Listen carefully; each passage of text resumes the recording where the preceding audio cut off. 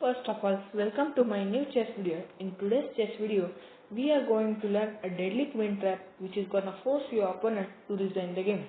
So friends, you have to play this trick in a small time game or tournament such as Bullet Arena where your opponent has less time to think. So you have to play this trick with white pieces. First you will play pawn to d4. Whichever response your opponent gives, you have to try to free up the path between the opponents and our queen. But in the most number of cases, your opponent plays pawn to e5. You will not capture that free pawn, you will simply play pawn to c4. Then, in many cases, your opponent gives response pawn to d5. These are some common openings. So now you will capture his e5 pawn. He will surely capture your c4 pawn by thinking that it can lead to an equal position.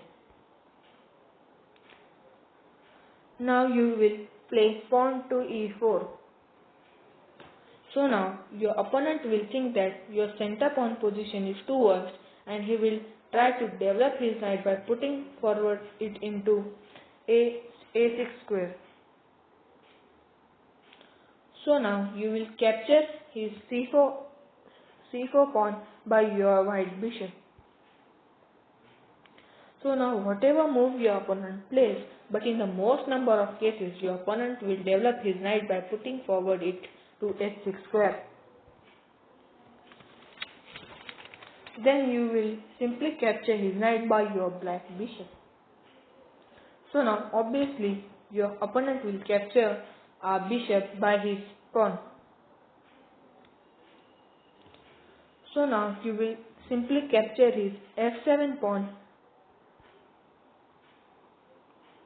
by a bishop, and in most number of cases opponent will capture your bishop by his king, and he has trapped in our trick. We will simply capture his queen by our queen and that sweetie is gone. Let's go some back.